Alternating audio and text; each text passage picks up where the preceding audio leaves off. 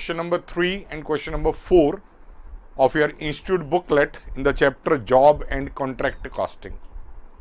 Now both these questions are wonderful questions as they require you to first calculate notional profit from contract account and then estimated profit from memorandum contract account. So this gives very good practice of making contract account as well as memorandum contract account.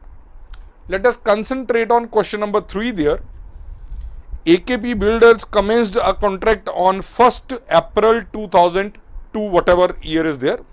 Total contract price was rupees 5 lakh. Actual expenditure given till 31st March. So one complete year has been done. And estimated expenditure for next 9 months is also given because 31st December 2003 the contract is expected to be over. The years can be different in different edition of booklets. Now let us start making first contract account. Contract account for year ending. The figures in my booklet are this. In new booklets, the year will be different. So first complete year ending contract account. All actuals will come. None of the estimated data will be used in this. 2 materials. New contract, nothing opening. 90,000. 2 wages. Internal column paid 75,000. Add closing outstanding 6250. 81250. The plant I don't put. Your institute do put plant opening here, closing there, then they put sale also, profit on sale. I'll not put. I'll put only depreciation. 2. Depreciation on plant. Now, value of plant given in the beginning 25,000. Then at the bottom, part of plant was scrapped and disposed of for 2875. The value of plant at site in the end was given 7750. Now, out of this, 2875 was sold and closing is 7750. Balance is depreciation. We are not having any profit or loss on sale of plant, so that will be ignored for this purpose. I assume cost of plant sold is also 2875. 25,000 minus 2875 minus 7750. I am getting is 14375 depreciation. Then sundry expenses. 2 sundry expenses. Paid 7250 minus closing prepaid. This is 625. 7250 minus 625. This is 6625. 6625. Establishment charges. Again revenue expenditure. Establishment charges, it is not capital item like land and building. It is charges, annual expense related to establishment. 14625. At the bottom, a part of material was unsuitable and was sold for 18125, cost being 15,000. By cash or bank, they are realizing 18125. On that there is a profit also, 2 costing P&L. That is profit on sale of material. This is abnormal profit because material is never purchased with the intention of selling. So abnormal profit will go to costing P&L 3125. The impact of cost comes on credit side, that is 15,000 net. plant we have seen, material at site is there. By closing material at site. By closing material at site, 4,250. I have to just make calculations to find balancing figure, which should be the notional profit. Let us compute. Okay, closing WIP is still pending. WIP should be given. Okay. Cash received, I'll not put, representing 80% of work certified by work in progress. Work certified, work uncertified. Now certified is 1,75,000 divided by 80%. That is 218,750. This is important calculation to understand. Question says cash received is 1,75,000, which is 80% of work certified. So work certified equals 1,75,000 into 100 by 80. That is computed 218,750. Uncertified given 27,375. The cost is given. I wanted cost only. 27,375. The total is 246,125. Now I should get the credit side totals. Plus 4,250 plus 18,125. This is 26,8500. On debit side, 90,000, 81,250, 14,375, 6625, 14,625, 3125. This is 2 notional profit.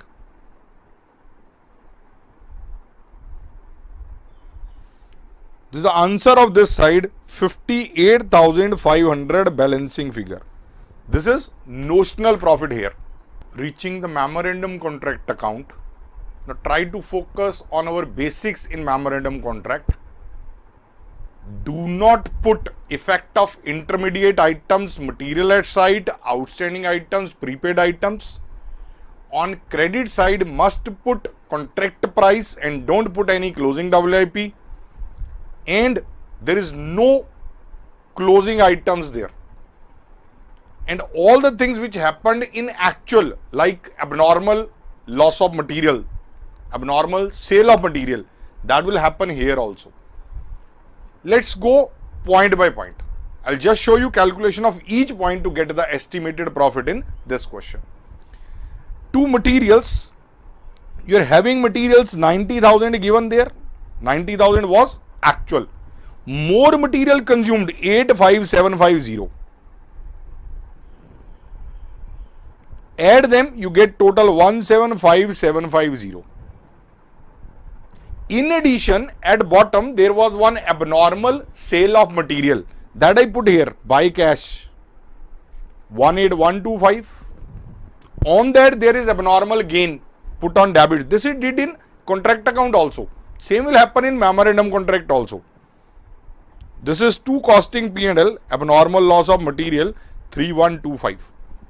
Be very sure there is nothing like closing material at site, because when the contract ends there is no material given there. So no material at site will come which came in the contract account. That was intermediate item. Labor 75,000 paid. You are expecting to pay 87,325 more. That is given in the table second item. 75,000, 87,325. Very important is outstanding. Intermediate item 6250 will not come. Not to add 6250 is very, very important point. And 8300 expected at the end of contract life outstanding will surely be added. Once you add, you get 170625. I'll explain you another way. Understand logically. Why didn't I add 6250? At the end of first year, 6250 is outstanding. Now either it is paid in next 9 months or it is not paid. If it is paid, then it is included here already. If it is not paid, it is already included here already.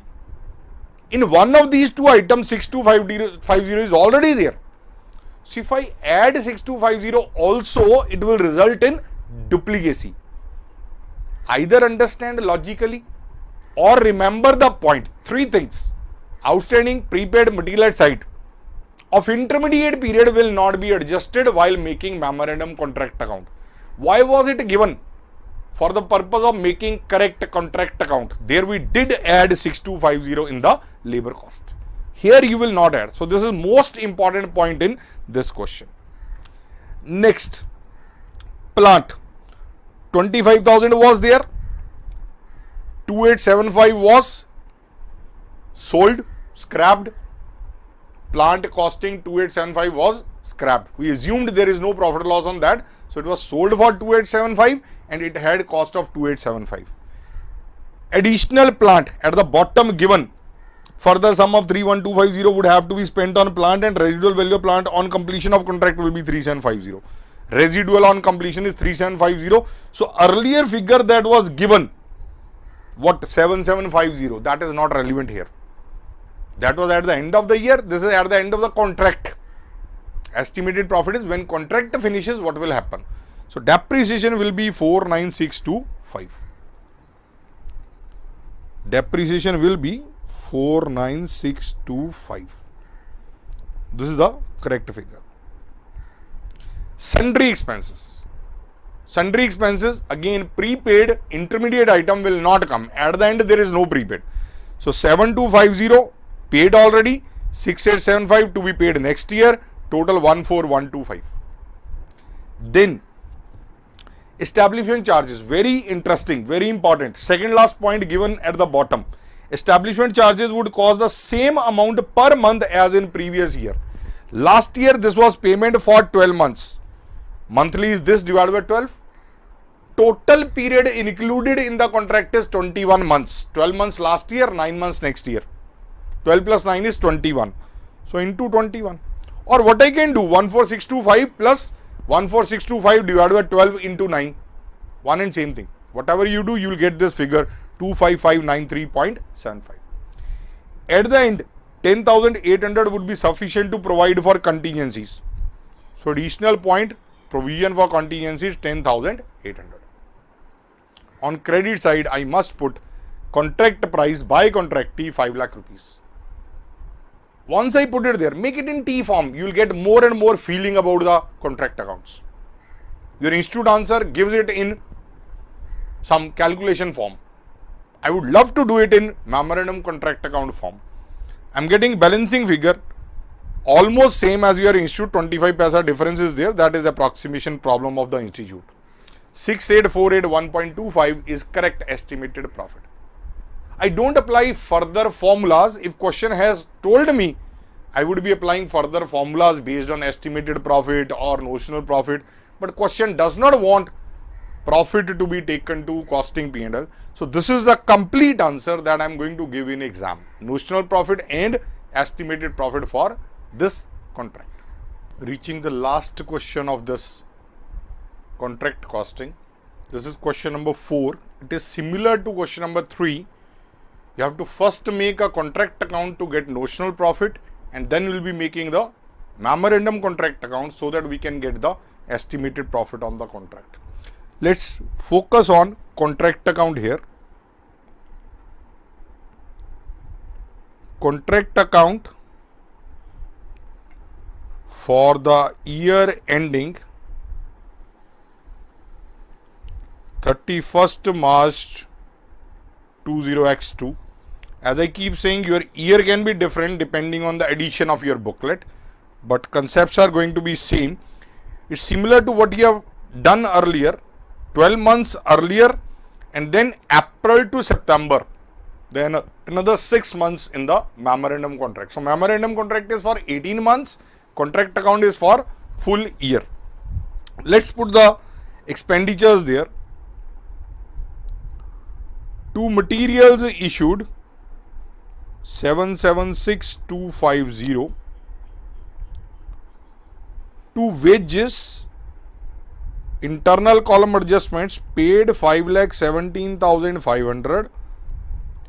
Add outstanding 12,500 minus prepaid 37,500. So all will be adjusted here. When you make memorandum contract, intermediate items will not affect. 517500 plus 12,500 minus 37,500. I'm getting is 492500. Then plant purchased. I don't put the plant purchased. I put the depreciation on that. In books you will find plant opening, plant closing. I don't do like that. To depreciation on plant. At the bottom it is written annual depreciation is 25% on written down value method. I'll make a working note for depreciation on plant because of the adjustment which was given. I prepare a working note 1.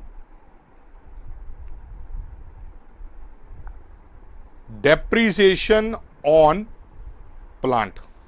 I'll make it very comprehensive so that I get the figure of contract account also, memorandum contract account also in this working note only. I make two types of plant. Plant 1, plant 2.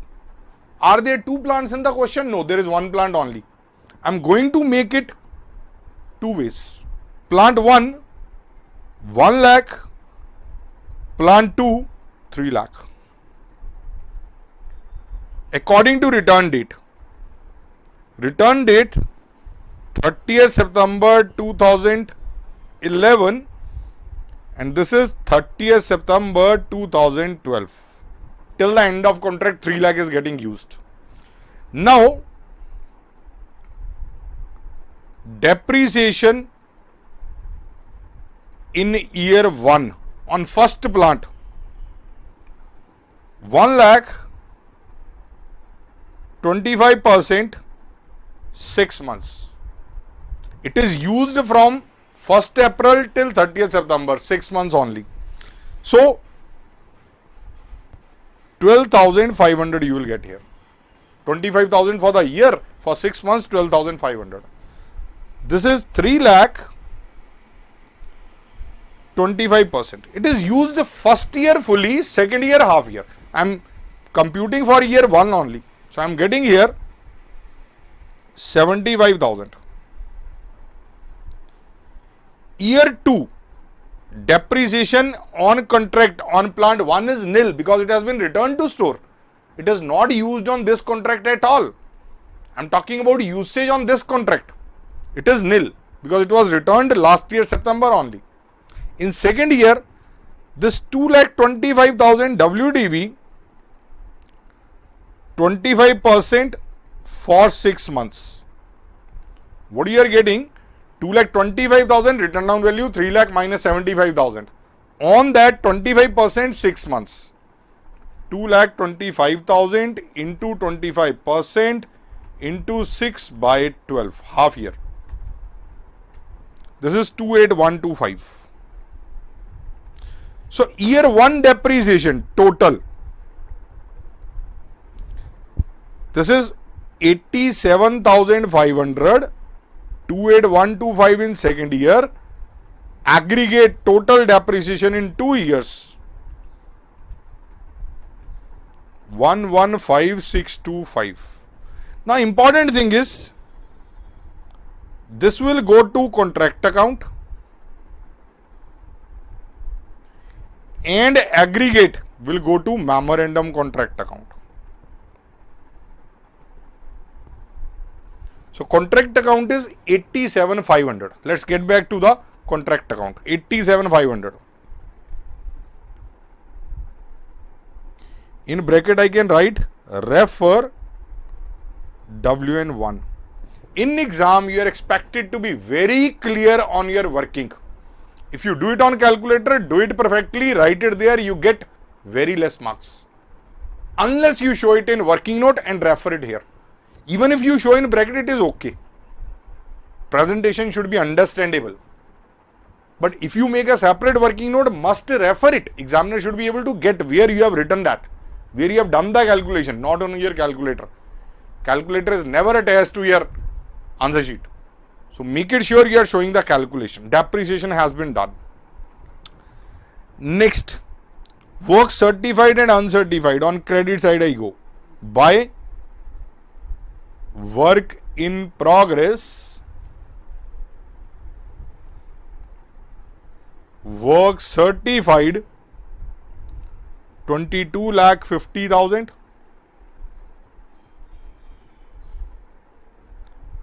Work uncertified, it is given there 25,000. So it becomes 22,75,000. Outer column WIP. Cash received never comes in the contract account. It is used in formulas only when you compute the progress payment ratios. Material at site. By closing, material at site 82,500. Depreciation I have already put, there is nothing else at the bottom. So I can get the notional profit here.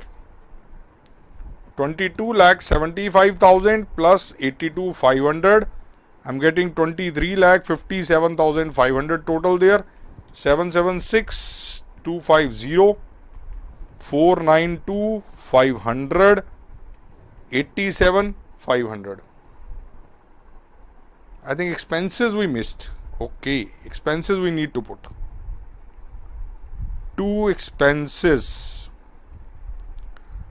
2,25,000 plus 25,000 outstanding minus 15,000 prepaid. 2,35,000 is expense. I hope I am getting two. Notional profit 766,250. Lastly, we reach memorandum contract account here. Let's start from the beginning again. I'll first put the contract price on the credit side because I don't have to put any WIP there. By contractee account, the contract price was 49,21875. I reach materials. Two materials 776,250 plus 1299375. 776,250 plus 1299375. I'm getting is 20,75,625. Two wages, very interesting intermediate items to be ignored. So what I'm getting there, 517500 plus 618,750 plus 5750, which is extreme and outstanding. I ignored 37,500 prepaid and 12,500 outstanding, which were intermediate items. Explained that why to leave in the last question also. So be sure intermediate items, material at site, outstanding, prepaid will be ignored in memorandum contract. 517500 plus 618,750 plus 5750. So what I am getting is 11,42,000.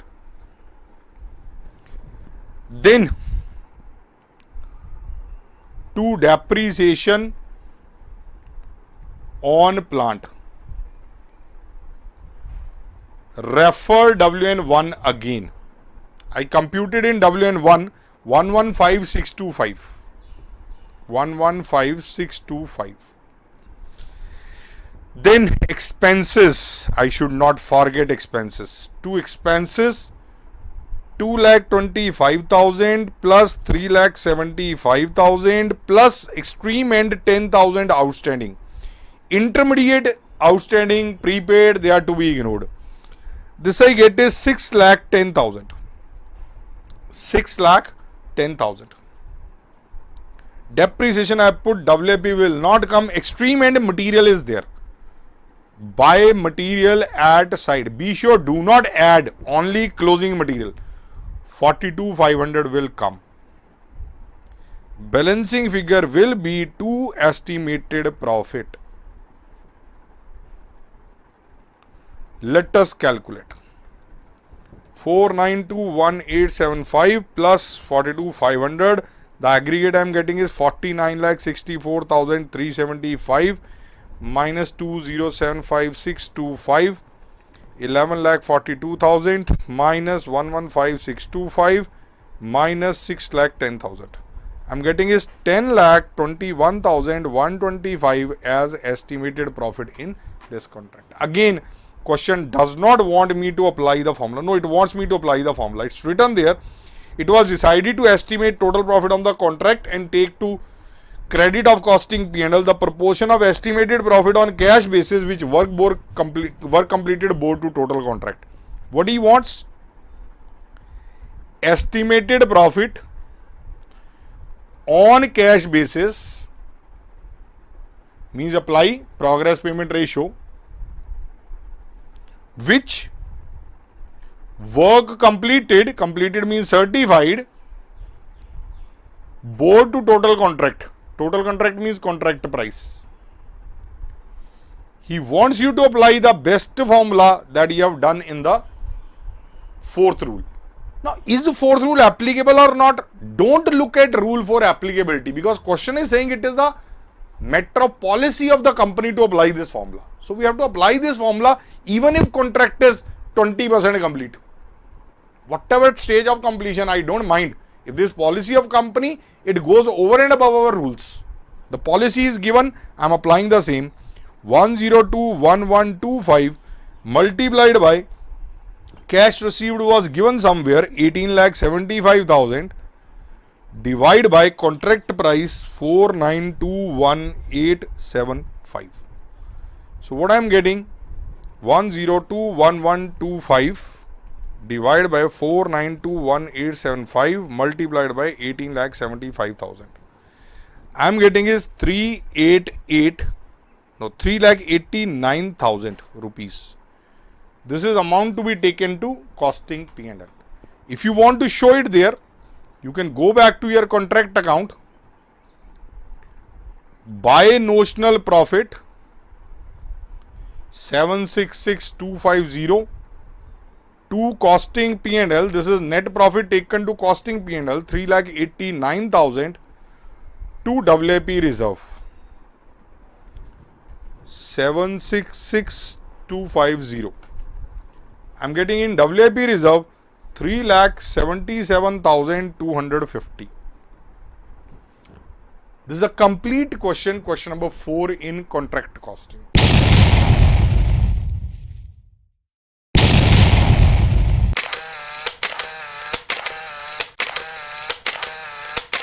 Hello friends, we are doing contract costing exam question May 2019 question 5C.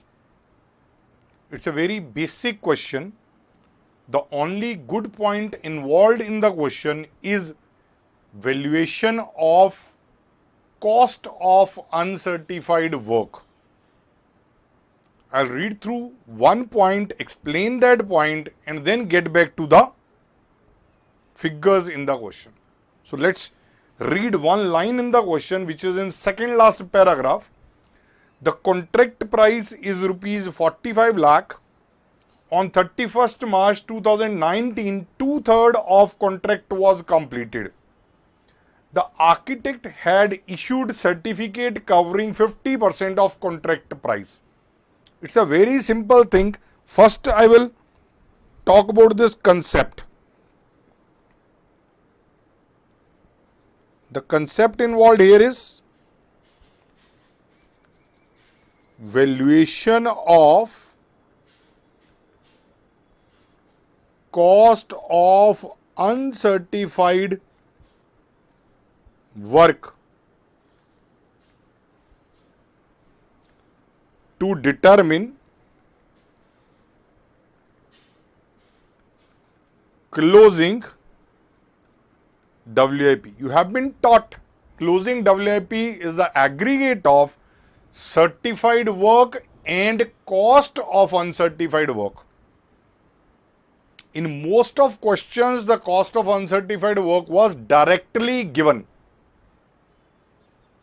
If it is not applicable, it will be 0. Here what is happening? He says work completed 66 2/3%,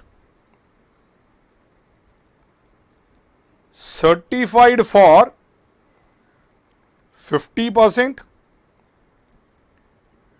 means uncertified work accounts for 16 2/3%. Out of 66 2/3%, 50% is certified, hence balance 16 2/3% is uncertified. I need to compute cost of this. This is valued at 50% of 45 lakh, which is contract price. This is valued at cost. Now, how to do that valuation is what I am telling. If you are told total cost till date is whatever amount, 30 lakh, 40 lakh, whatever amount, I can compute proportionately 16 2/3 divided by 66 2/3. I'll be able to get. So what I have to do? Step 1, calculate cost of work done till date. Now, how to compute? Make normal contract account without putting closing WIP on credit side.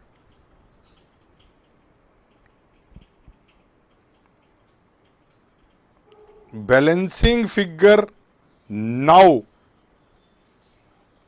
on credit side shall be cost of work done till date. Step 2. They are logical things I am putting in steps only for your remembrance and easy recapitulation of the concept.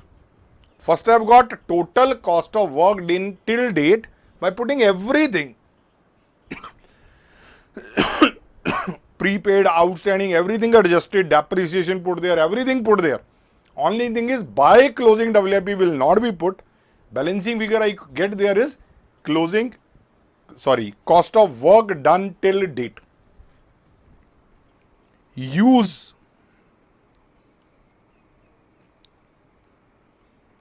proportionate concept formula to get cost of uncertified work. This is cost of uncertified work is equal to cost of work done till date multiplied by percentage of uncertified work divided by percentage of total work. In my question, it is going to be 66.666 divided by 66.666. It can be shown in any other way like unitary method if work done is 66.66, cost is this much. If work done is 1, then it is cost of work done divided by 66.66%. If work uncertified is 16.66%, then cost will be this. Cost of work done divided by 66.66 multiplied by 16.56. Or alternatively, this formula can be written for application in the question. So in this question, this is the only new concept that you will be applying. So let us first read out the question and make a normal contract account for the period for which it is given. Let me read the question for you. A contractor prepares the accounts for year ending 31st March every year. He commenced the contract on 1st September 2018. The information given relates to 31st March 2019. So you can check. It is not for the full year. Anything per month will be for how many months? September, October, November, December, January, February, March. 7 months. So what I am doing here, I am making contract account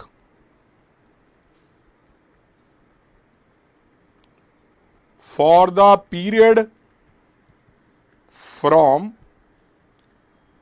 1st September 2018 to 31st March 2019. And in this contract account, I will not put closing WIP. I will first get cost of work completed. Based on that, I will compute cost of work uncertified, and then I will put WIP. I will get notional profit and whatever question wants me to compute. Question wants only notional profit. The formula application percentage taken to costing P&L not desired by this question. So I am looking at this 4 columns again. Particulars, amount in rupees, particulars, amount in rupees. Let us focus on first item. 2 materials sent to site. If you have read the question, later on 5th item you find material returned to supplier. One alternative is put returns on credit side. Better disclosure, you reduce from material sent so that net material sent can come in the outer column. So I'll go with a better presentation. 2 materials sent to site. Internal column 18,75,000. 18,75,000.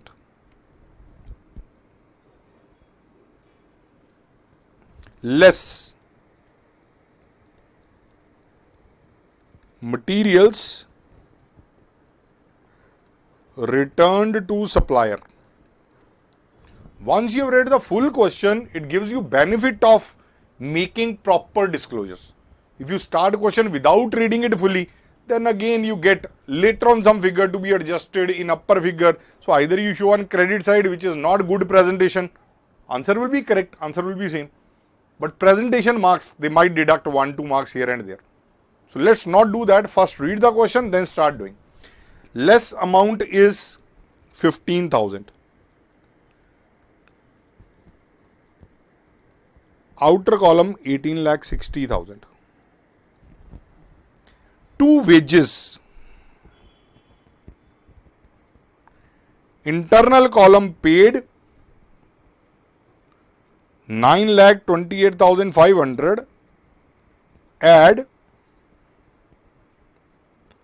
outstanding at end. Immediate next item, outstanding at the end. 84,800. Closing outstanding added, opening outstanding is deducted. Opening is not there because it started in this year only. 928,500 plus 84,800. 10,13,300. 10,13,300. 2. Sundry expenses 33825. Material returned I have already put. Plant is given. The depreciation I'll compute separately. I prefer to put depreciation and not the plant figure. 2. Depreciation on plant. Refer working note 1. Let me put all other figures. After that, I'll start making working note 1, which will give me depreciation in detail, because there are many plants which were returned to store or somewhere else which were transferred. So I need to deal with all of them. I'll do separately. With all cool mind, I'll do it separately in the end. Other items. 2. Salary of supervisor. It is 15,000 per month. 1/3 relates to this contract. I want to put all the expenditure related to this contract only. So 1/3 will come.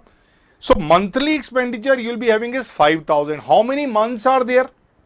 1st September to 31st March, 7 months. It becomes 35,000. 35,000. Material at site closing will come on credit side. WIP will not come. Material at site will surely come. So on credit side I am putting by closing materials at site. 2,16,800. 2,16,800.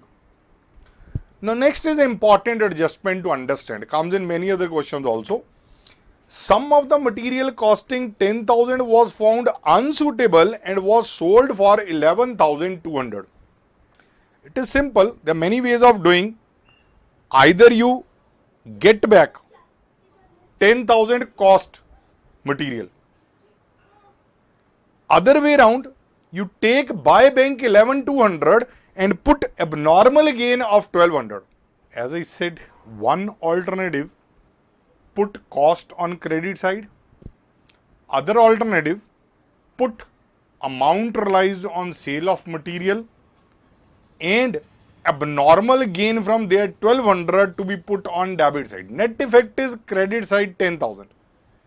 One other alternative could have been subtract 10,000 from material sent to site here. Instead of 1860, make it 1850. But what I am doing is, by bank,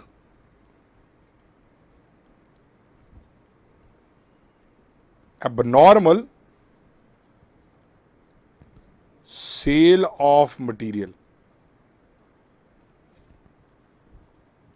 11,200. 2. Costing P&L account. In bracket, I'll elaborate it what it is for. Gain on abnormal sale of material. 1,200. Net effect credit side is 10,000 only. So one way or the other, the impact has to be same. This is one of the acceptable treatments we are doing here. Then you are given details of plant. On 31st December, plant costing 25,000 was transferred to other contract. On 31st January, plant costing 32,000 was returned to stores. Plant is subject to annual depreciation 15% on WDV method. My simple question is, whether it is straight line method or WDV method in this question, will that matter? Answer is no. Contract started this year only. Original cost and WDV, they are same. There is no change at all. So name of method does not disturb me at all. I am reaching working note number 1.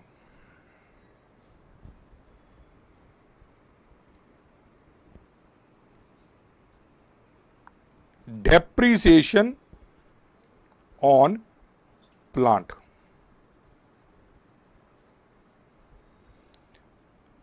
I'll make it in a table.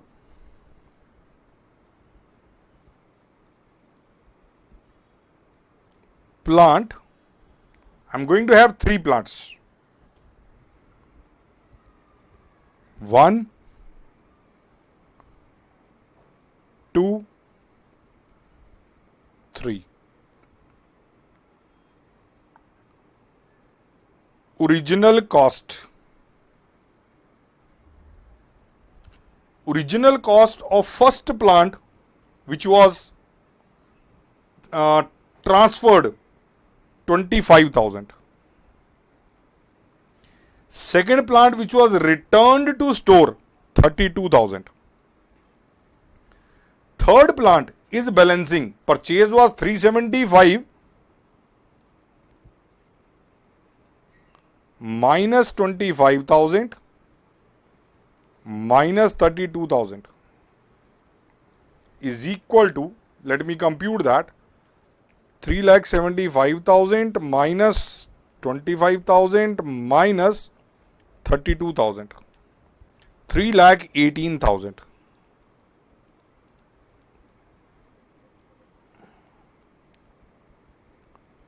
Usage period.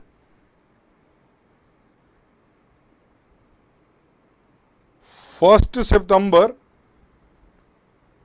2018 till it was transferred on what date? 31st December. 1st September 2018 till 31st January 19. 1st September 18 till 31st March 2019. Months of usage. September, October, November, December. 4 months. September, October, November, December, January. 5 months. And this is used for full 7 months. It is still getting used there. It is still planted side, but we want to compute till 31st March only. So let us compute depreciation.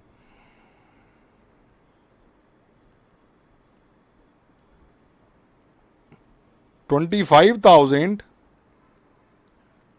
15% 4 by 12.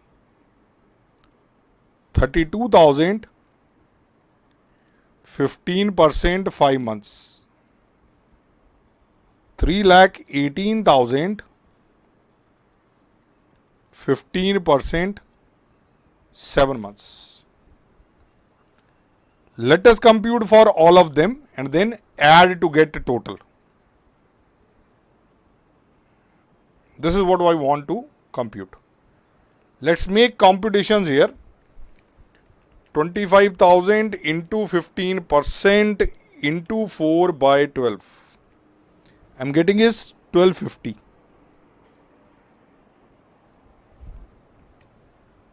$32,000 into 15% into 5 by 12. I am keeping in memory so that I can quickly add. 2,000. 3,18,000 into 15% into 7 by 12. 27825. If I add them all, I think I am getting 31075. You can check calculations there. What I am getting is 31,075. I hope this much is clear. This is one again good point in the question. Let me put there in working note 1, 31,075. This is what we get in depreciation. Now plant point is over. Contract price given 45 lakh.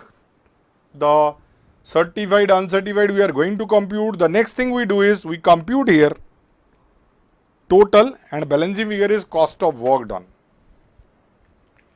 18 lakh 60,000, 10 lakh 13,300, 33825, 31075, 35,000, 1200. On debit side I am getting is 29 lakh 74,400. If I subtract there 216800 and 11,200, I am getting balancing figure 27 lakh 46,400. This is by cost of work done during this year. The total is same.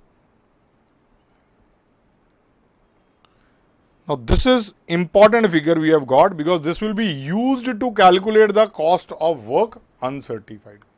So next I am going to do is I am making working note 2. Working note number 2.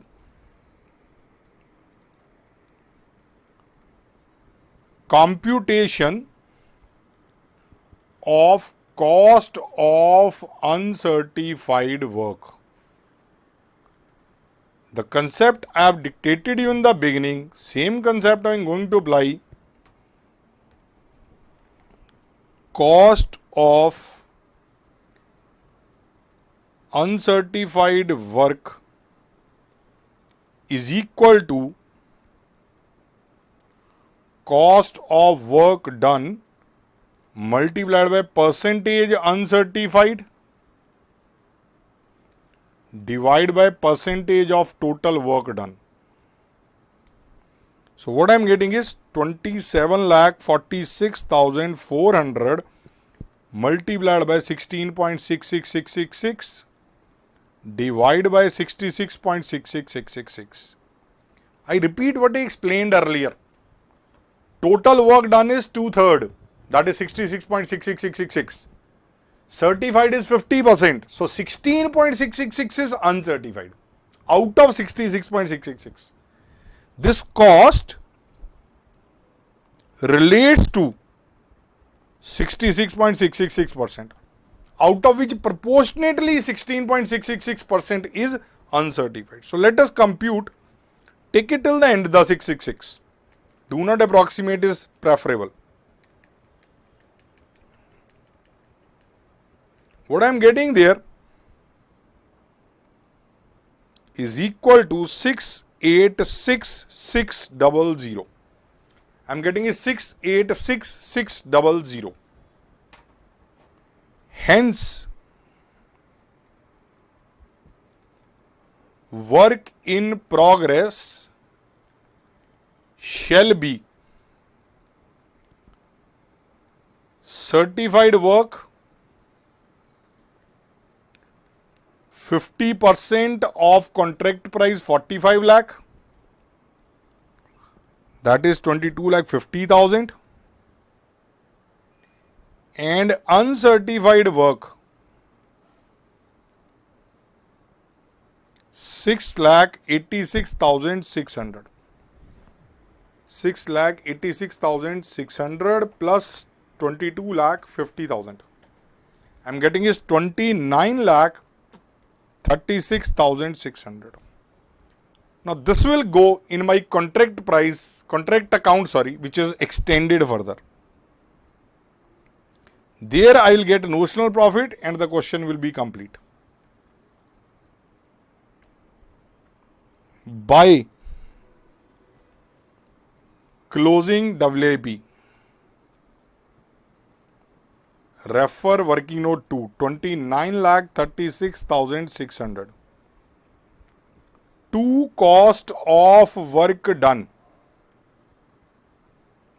27,46,400. What I am getting is 1,90,200. To notional profit balancing figure. That is the answer, and the question is complete here. He wanted you to make contract account. I have created that and show the notional profit or loss for this particular period. That is what we computed, 1,90,200. That is a complete question, 2019 May question 5C.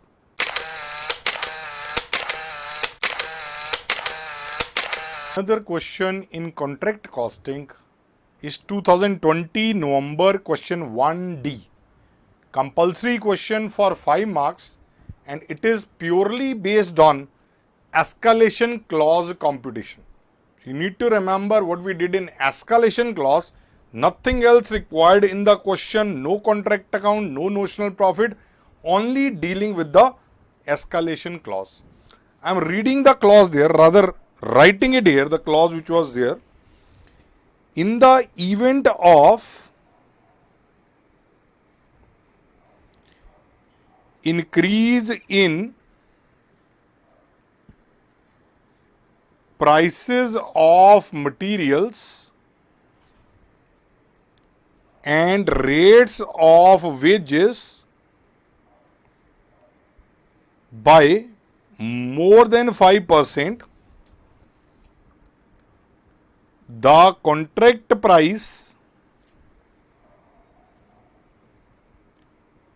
would be increased accordingly by 25% of rise in cost beyond 5% in each case. And you are given rate of inflation 25%. If you remember, a few examples also I did while explaining this escalation clause. A table I created, few steps I dictated. I like to apply all of them in this question. Separately on material also, wages also. I want to get the escalation claim, and then further things will follow. So concentrate there. Question tells me if they increase up to 5%, escalation clause not applicable. So normal rate of inflation, what you are expecting and what you are able to tolerate, 5%. Actual rate of inflation, 25%. Abnormal rate, total 25, normal 5, abnormal is 20. 25% minus 5%. 20% is abnormal rate of inflation. Now, how much he is going to bear? How much share contractee is going to bear? Contractees share in inflation, 25% of abnormal. He is ready to bear 25% of abnormal.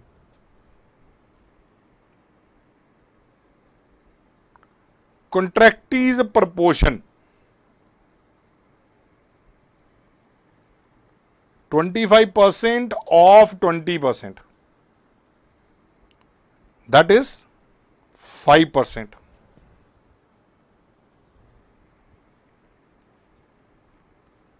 Relevant ratio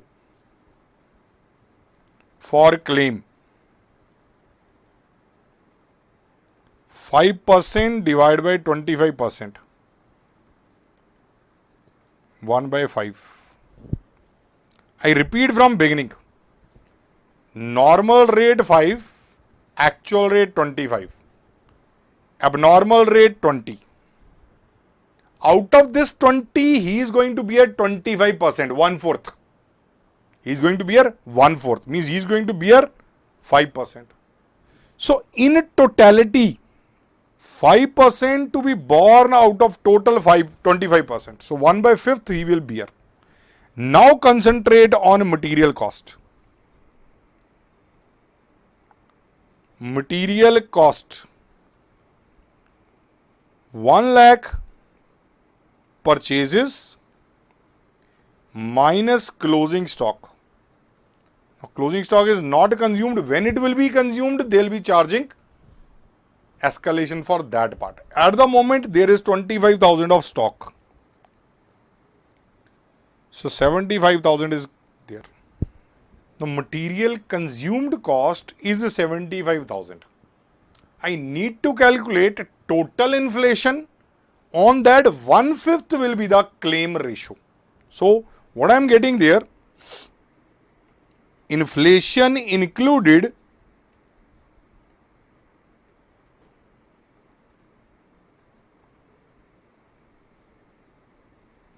in material cost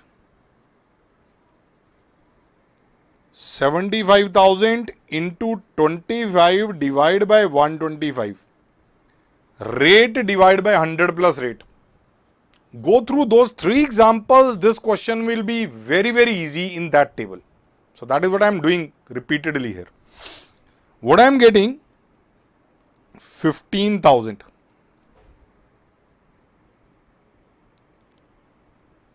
Claim for escalation in material cost. 15,000 into 1/5. 3,000. Do not get confused in so many 5 and 25 in the question. Normal rate 5, actual rate 25, abnormal rate 20. Out of 20, 1/4 he is going to bear. He is going to bear 5. 5 out of 25.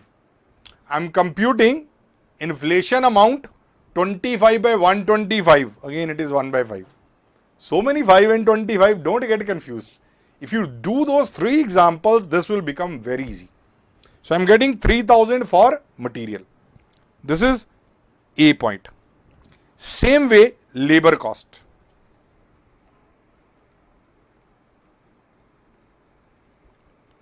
Paid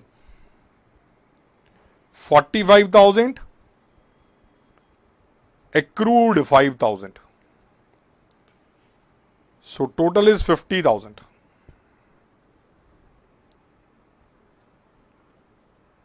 Inflation included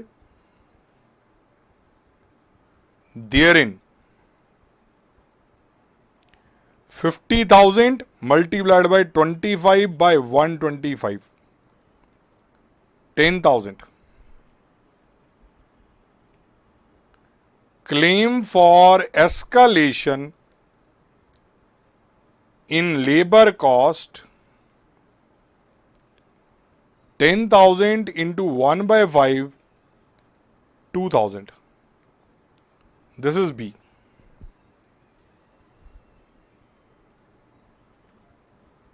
Total escalation claim A plus B 3,000 plus 2,000 5,000. Escalation claim aggregates to 5,000. Question is not over. What is degree of completion of contract? 2 lakh certified on contract price 5 lakh, 40% total. Revised contract price 5 lakh plus 5,000 escalation claim.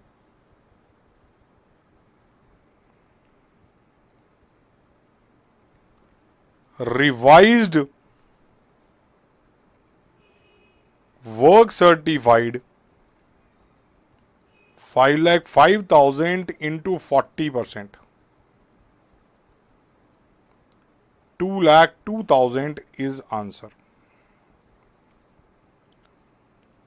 Now this is last important computation, because without this you will not get the full 5 marks. He is asking compute value of work certified after incorporating the escalation claim. If contract price was 5 lakh, certified was 2 lakh. If contract price is 5,05,000 after including the escalation claim, the work certified is bound to be 2,02,000, which is the ultimate answer of this question. I hope it is clear.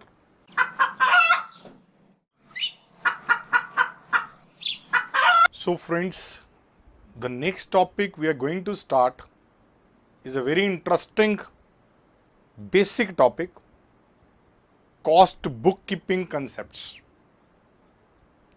We are going to do all the journal entries under two different systems in this particular topic. The two systems are non-integrated and integrated. Before I reach journal entries, you need to understand the difference between the two systems and why we are studying two systems. Why not one system? What we are having two kinds of accounting: financial accounting and cost accounting. Let us say we start a manufacturing company. I am the accounts manager there. I go to my boss, the businessman. I say we want to incorporate cost accounting system in our accounting system. He says, okay, do it. I say I need more cost to buy ledgers for that system. He says, no, do in the same account books. Now, if I want to do all the accounting in single set of books, it is integrated accounts. So, integrated accounts, what it is? When both financial as well as cost accounts are created in single set of books, then it is integrated accounts. If I am working in a multinational company, I talk to the directors, we want to create a cost accounting system and have separate set of books. They will say, okay, have a different cost accounting department. One department will do financial accounting, other department will do cost accounting. At the end of the year, the profits are bound to be different. We will create a reconciliation. Now that system in which cost accounting records are created separately for same set of transactions. Transactions are same, but records are different. Then it becomes non-integrated accounts. So I am writing there, when separate set of books are created for cost accounting records,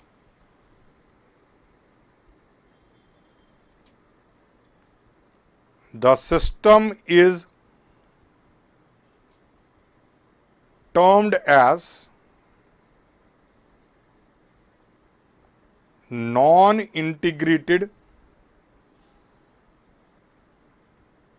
accounting system. transactions are same, voucher is same, one copy of voucher goes to financial accounting department, one copy goes to cost accounting department. Both are going to pass separate set of entries. Now, if it is non-integrated accounts,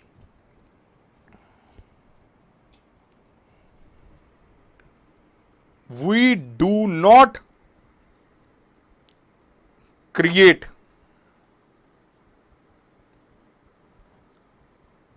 personal and real accounts like debtors, creditors, cash, bank, fixed assets, etc. A cost accountant is not interested in real accounts and what? Personal accounts. Certainly interested in nominal accounts.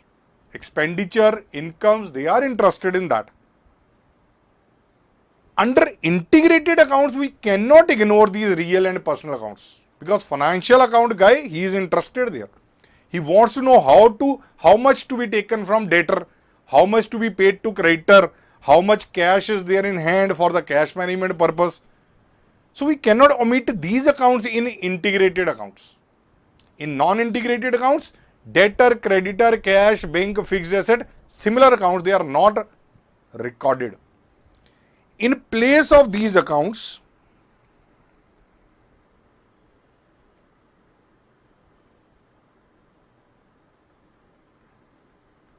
we use a special account called, now many names are there for this special account. Most prominent is cost ledger control account, general ledger adjustment account. We'll be using this first one mostly. Nominal ledger control account, etc. Now in any question, if you find these account, any of this name, if you find any of this name, it is bound to be non-integral accounts. Now if it is under integrated system, we create all accounts including personal and real accounts. Now what I am going to do here, I am going to deal all the basic journal entries in non-integrated system, which is printed in the text I'll be using here. On right hand side there is a space where I'll be writing entry under integrated accounts. So all integrated, non-integrated will be done together. Try to understand the logics of the entry, that will give you confidence. The rectification may not help. You need to have little bit of understanding of overhead absorption concept here also. Anyway, under overhead chapter you do that in much more detail, but here it will be used a little bit. So try to understand 20-25 entries that I am going to explain to you. Under non-integrated, already written there. Integrated, I will be writing on right hand side. And entry under non-integrated and integrated will be different only when it includes personal and real accounts. If it does not include personal and real accounts, entry will be exactly same. So if there is cost ledger control in non-integrated, then only entry will be different in integrated. We'll have cash, bank, debtor, creditor, something like that. Otherwise entries are exactly same. Let us focus on all entries one by one. Journal entries given under non-integrated system. Under integrated system, I'll be writing on right hand side. First are entries related to material. For material purchase, remember there are three kinds of stock accounts we'll be having. Store ledger control for material, WIP control for work in progress, finished goods ledger control for finished goods. Three types of inventory is there, we'll be using that. Whenever material is purchased, my store control account will get debited. 2. What I'm going to do? I'm going to pay in cash. If it is credit, I'll credit creditor. But under non-integrated, they are not to be recorded. So what I get? Concentrate here. Store ledger control to cost ledger control. This is entry number 1. I am always writing entry under integrated. Non-integrated on left hand side, integrated I am writing on right hand side. Stores ledger control debited.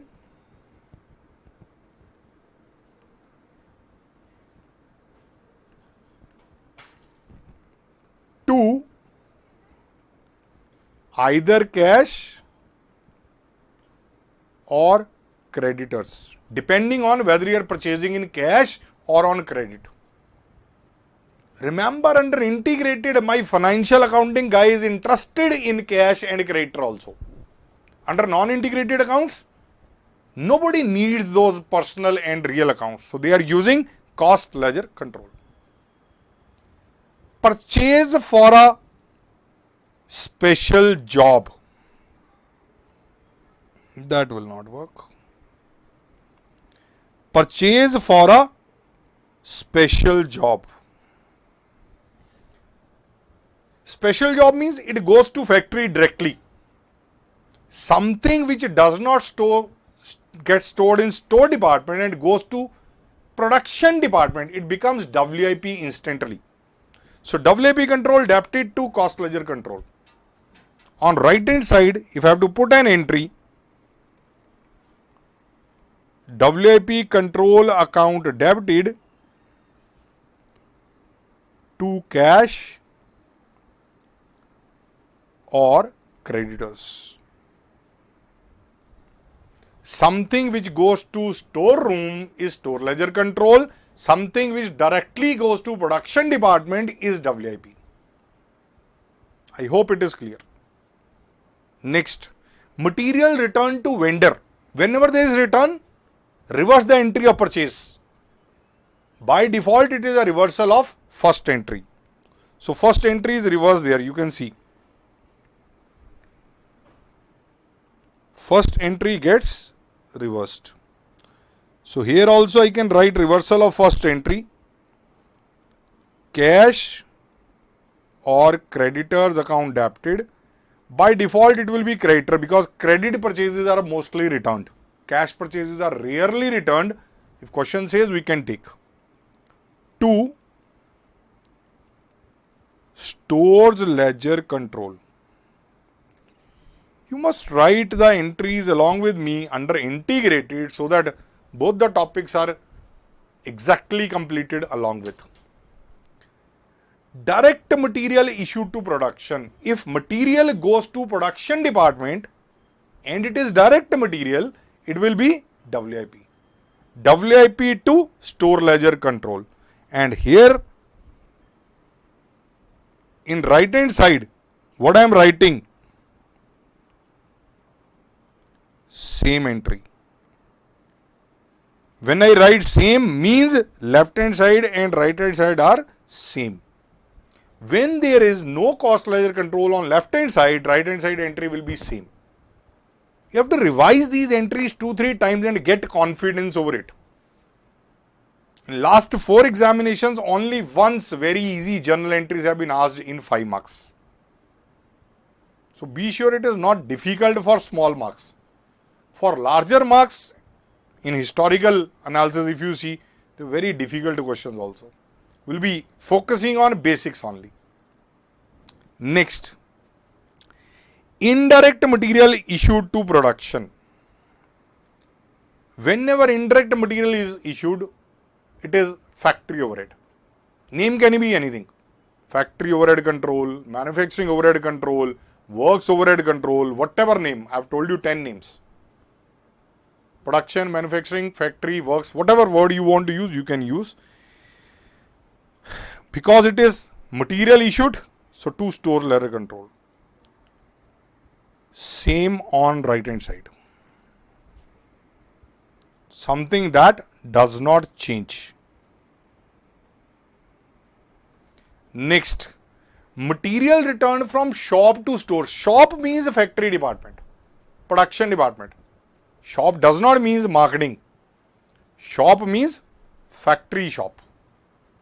When it is returned from shop to store, I am talking direct material by default.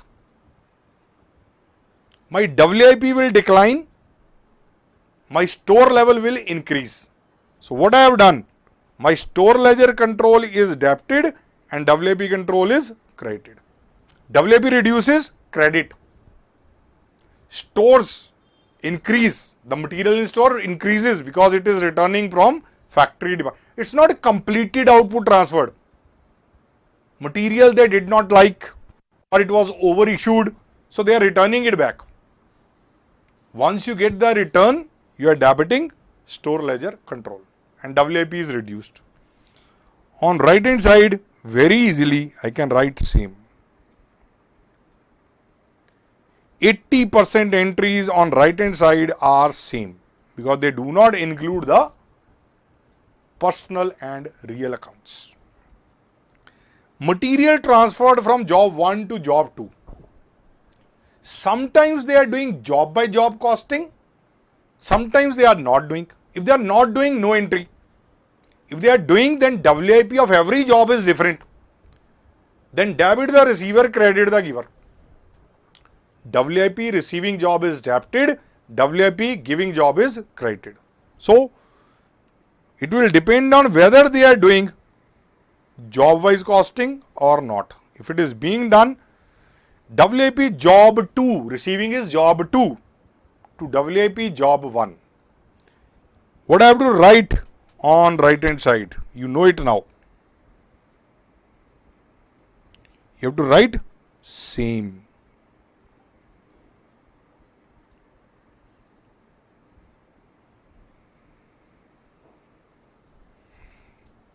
Material issued from store for repair. Direct material when issued for repair becomes indirect material. Take a simple example. There is a refinery. For refinery, crude oil is raw material. On a particular sunny day, they issue crude oil for washing all those machines.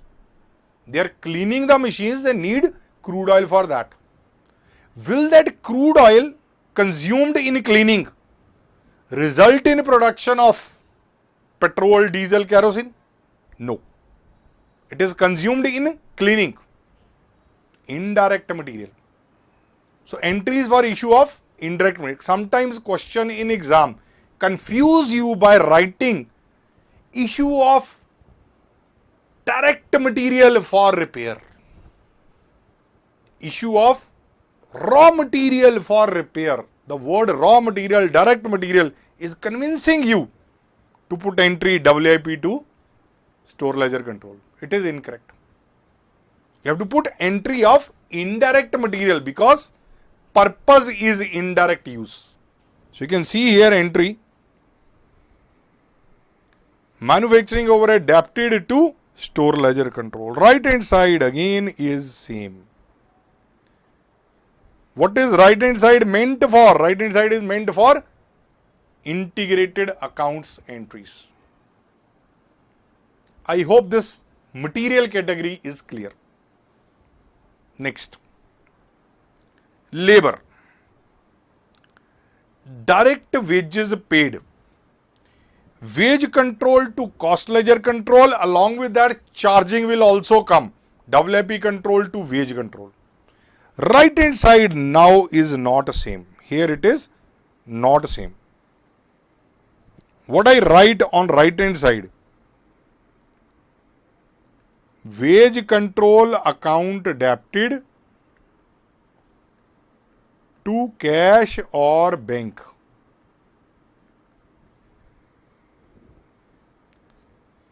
Second entry, same. Second entry does not change. That is labor. Direct labor I have dealt. Hope this much is clear. We are still into the easier part. There will be a difficult part also in this topic. Indirect wages. Indirect wages paid to workers of various categories. First entry is going to be wage control to cost ledger control. That is payment. Right hand side becomes wage control account adapted to cash or bank. To cash or bank. Second is charging, charge to respective overhead. If nothing given, then all factory overhead. Same name to be used, either manufacturing or production or factory. In same question, the name will be same. I might be using different here, but you will use same name. Right hand side entry for charging is same.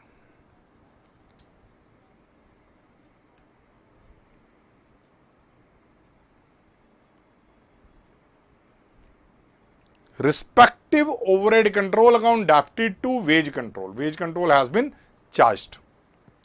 Direct expenses on a particular job. Again, first you make payment, entry is different. Expense account adapted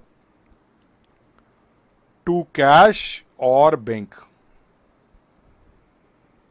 Then you charge it in WIP. So entry is same.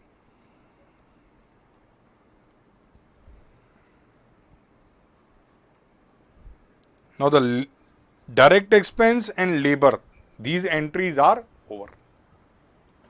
I reach important phase now of this chapter. Overheads. Payment is very simple. Charging is important. Charging is important. Incurred. Very simple. Respective overhead control account adapted to cost ledger control. So on right hand side, if I have to put production overhead account adapted, administration overhead account adapted, selling and distribution overhead account adapted to cash or bank. Now carriage inward is given there. In older times they used to take it in overheads, but now it is in prime cost, so it is treated like direct expense. So that is very simple. WIP control to cost ledger control, direct entry, or you can first pay and then charge. Same entry in direct expense. So it is WIP control adapted to cash or bank.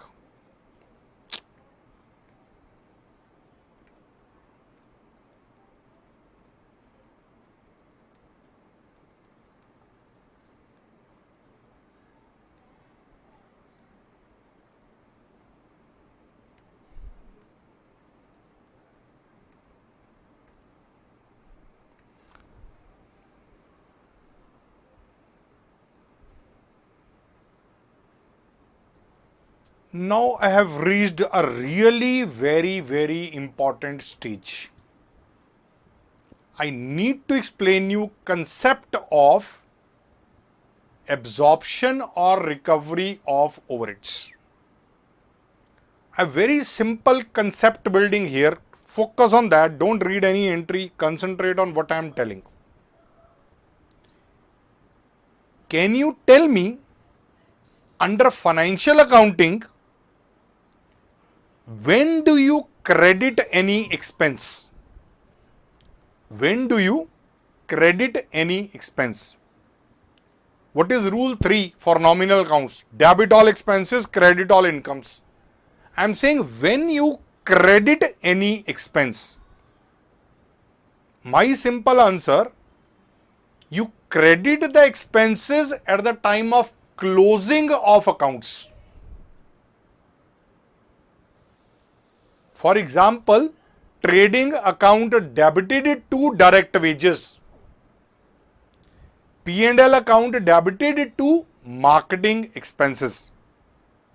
All the expenses, we classify them whether they will go to trading account or in P&L account. We credit the expense at that point of time. We are closing the accounts then.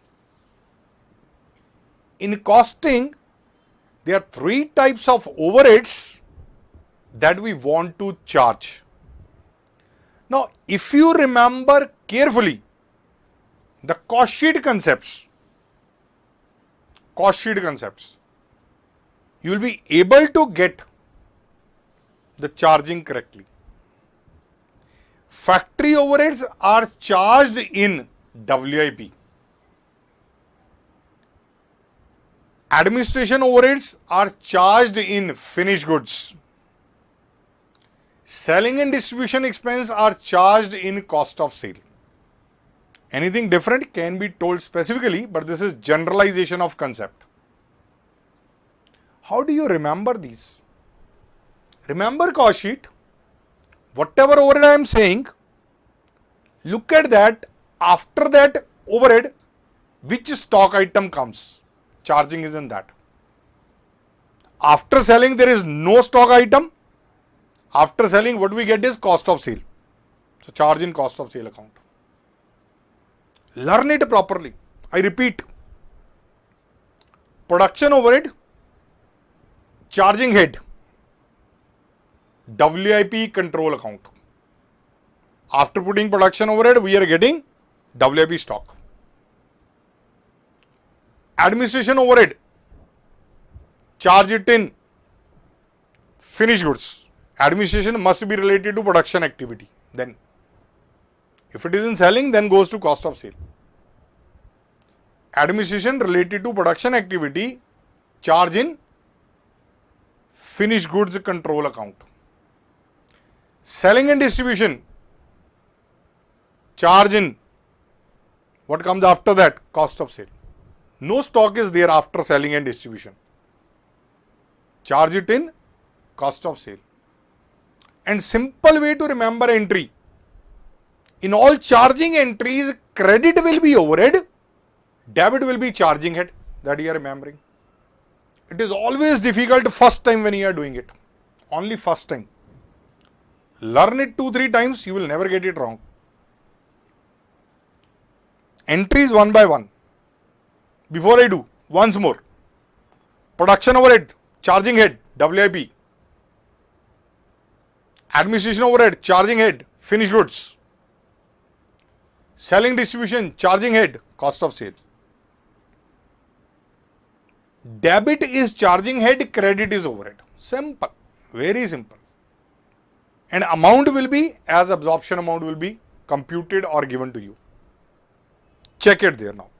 This is what I call very important. These 3 entries, students do it wrong many times. You must understand. And right hand side, I don't have to write anything except writing same.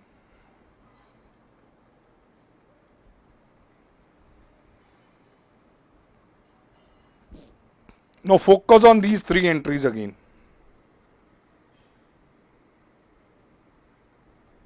Production overheads recovered, charged one and same thing. Absorbed, one and same thing. WIP control account debited to production overhead account. Overhead credited, charging head WIP debited.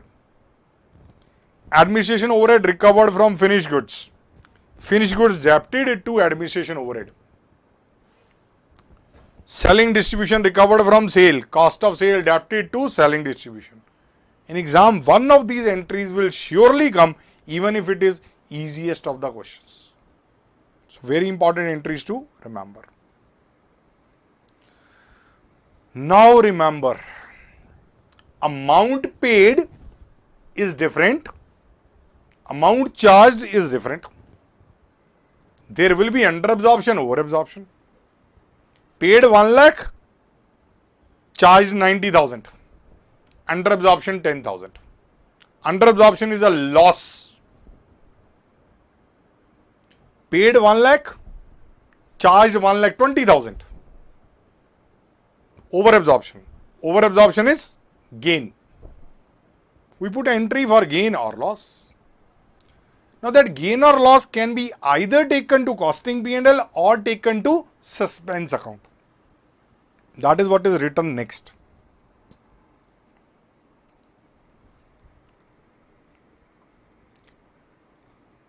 If under-absorbed, over-absorbed overheads are carried forward to subsequent year, they are taken to suspense account or reserve account. This is for over-recovery, this is for under-recovery.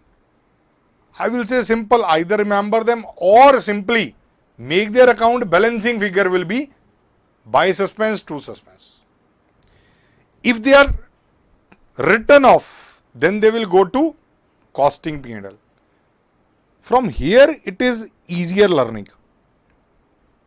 If you check here, this is easier learning. Gains are credited to costing P&L. Over recovery is gain. Under recovery is loss. Costing P&L gets debited there. Small concepts to be remembered. Given a choice, I'll take everything to costing P&L, not to suspense account. But there are few requirements in question when you will take it to suspense account. It is written next. This is important for learning.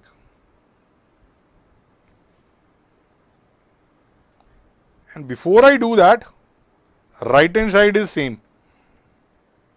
Even if it is integrated accounts, same treatment given to under or over absorption. This is important to remember. When under or over absorbed overheads to be carried forward to next period. Either question says carry forward or suspense account is specifically required to be used. Question tells you use suspense account. Then you don't have a choice, you'll have to use. Or when opening trial carries from previous year, it means it was a policy. That's why it is there in opening trial. Lastly, under over absorption is specifically given to be normal. Other than the four things which are written here, always will be using costing P&L. I repeat everything in overhead so far because there are special entries which are very, very important to follow next. Before I reach there, I repeat everything in overheads. Payment, very simple. Respective overhead debited to cash or bank, and here it is to cost ledger control in non-integrated accounts. When you are charging, remember charging head debited to overhead. Charging head for factory WIP, for administration finished goods, for selling cost of sale. Charging head debited to respective overhead. If there is under recovery, costing P&L debited to overhead, whatever name of overhead, or suspense account debited to overhead. This is under recovery. Over recovery, overhead debited to costing P&L, gain, or overhead debited to suspense account, depending on whatever name is there, factory, selling or administration. Having reached there, I've told you when to use suspense. Either it is given to be normal or opening trial carries the suspense account, or question says it will be carried forward to next period, or it says use suspense account policy. Other than these four, always use costing P&L. Costing P&L is preferred way of doing the question. One of the four happens, then suspense account, otherwise always costing P&L. On to last part, which is most important again. I'll call it very important. Special entries. Not difficult. And till this, it is same on right hand side. Completion of output, very easy. When output is completed, WIP is over, finished goods get created. WIP gone, credit, finished goods created, debit. Important is at what amount. Finished goods ledger control to WIP control. The amount is net factory cost. Net factory cost is the amount at which this entry is made. Then transfer of COGS. Cost of goods sold you have computed, but the entry name will be cost of sale adapted to finished goods. Very important. If items get sold, finished goods to be reduced, credit. Cost of sale adapted. There is no account called cost of goods sold account. Cost of sale account gets adapted. So this is amount cost of goods sold. Entry name is cost of sale account adapted to finished goods stock ledger control. Similarly, closing cost of sale account. Cost of sale account will be closed by taking to costing P&L. So you are putting in costing P&L to close the cost of sale account. Costing P&L adapted to cost of sale. So cost of sale accounts get closed by transfer to cost of sale, costing P&L. Now costing P&L account debit to cost of sale means some cost is there in costing P&L. We are yet to put any revenue. Next entry will give me the revenue. For sales effected, there are two entries for sale. On right hand side, cash or debtors account adapted to sales. If there is cash sale, then cash account is adapted. If there is credit sale, then debtor account is adapted to sale. That sale revenue will be transferred to costing P&L. So I've got revenue also, I've got kharchas also, I've got losses also in costing P&L. Balancing figure in costing P&L account will be profit or loss. This is the entry for profit and reverse entry in case of loss. They are the complete basic entries related to cost bookkeeping. Must revise them 2-3 times. They will be on the tips and the question can be easily handled in the exam.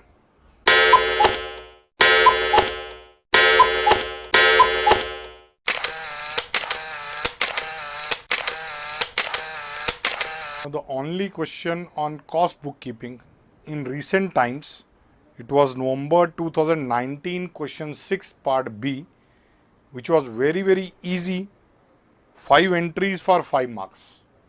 And if you recall the entries we have just done, it will be very easy question. So let us read through it. Journalize the following transaction in cost books under non-integrated system. It is clear non-integrated system. If you use cash, bank, debtor, creditor, fixed asset, you are going to lose the marks there. So let us put all the entries point by point. Point 1. Credit purchase of material. He specifically given you credit. Under non-integrated system, does it matter whether it is cash or credit? No, entry is same. What is the entry there now? Stores ledger control account debited 27,000 to cost ledger control account. I will recommend you write a narration also in a bracket, because some examiner is very sticky on that part. He may deduct a half a mark for that. So it's better if you write in bracket being material purchased on credit, so that the things are complete. Second point, manufacturing overhead charged to production, no payment entry, only charging. Manufacturing overhead, when it is charged, the charging head is WIP. WIP to manufacturing overhead control account. So I write the full name there. Work in progress control account debited 6,000 to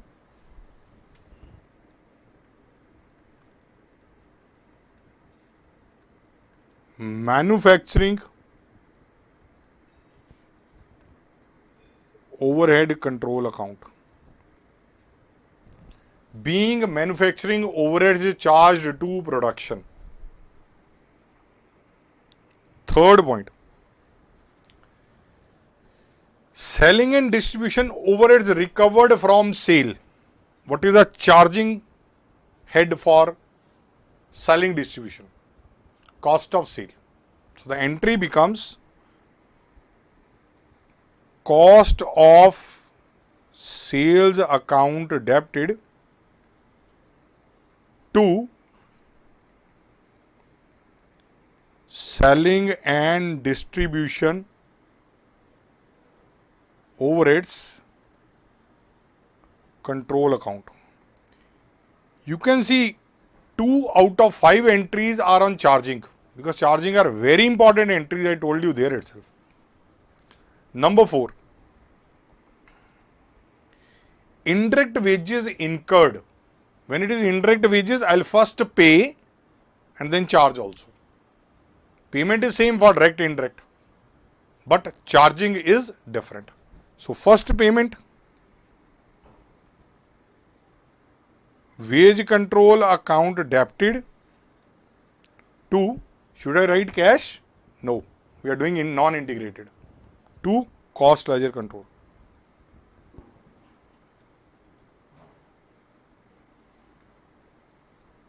This is 8,000. I have to charge it also. Where to charge? Manufacturing overhead control account.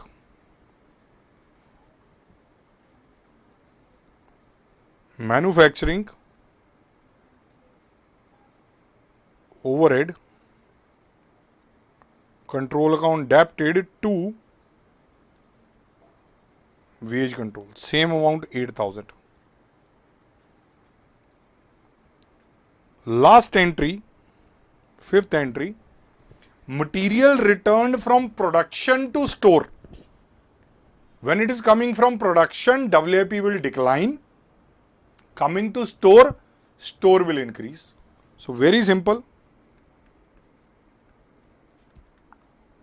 Stores ledger control account debited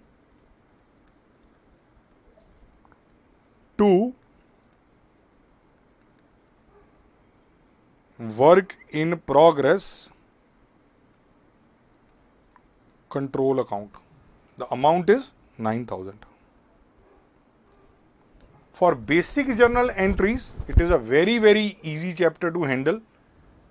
For ledger and all, it can be little difficult as you do in your modules and very old question papers which are there.